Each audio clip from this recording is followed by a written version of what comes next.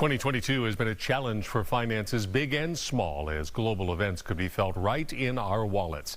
Here's a look at some of the year's financial headlines. In Houston and all over the country, the year will be remembered as an expensive one, as the highest inflation in 40 years affected most facets of everyday life. An economy flush with trillions in COVID relief money and stretched supply chains helped push prices higher, as did Russia's invasion of Ukraine, which rattled energy markets that saw oil soar to more than $120 a barrel. At the pump, a lot of drivers cringed at the thought of filling up. It's definitely making me think about the choices that I have and where I should go to get the best prices. I put the 4th of July almost as the day, at least in my personal business, that the ship sailed.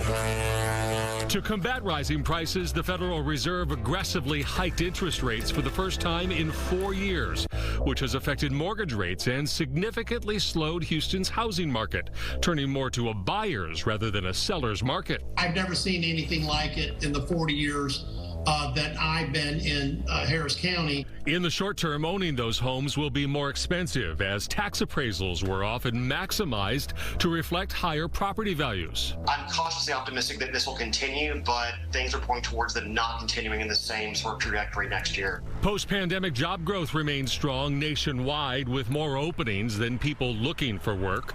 Houston's numbers have been robust as well, creating 85,000 jobs just in the first half of the year, as businesses expanded and moved to the region.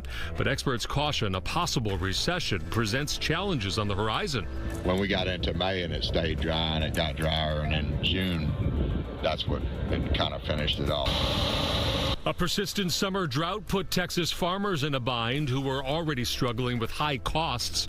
Crops like cotton, corn, and sorghum all underperformed, with some fears that the season could rival the 2011 drought that cost the state $7.6 billion in crop and livestock losses. On the water, the Gulf Coast oyster industry, which contributes about half of the nation's $220 million appetite for the shellfish, started the annual season with the same extensive challenges that cut last year's harvest short. Texas regulators have severely restricted access to public reefs amid concerns about immature stock and potential contamination, leaving oyster crews to struggle. It's gotten worse. I feel like the shackles just got tighter.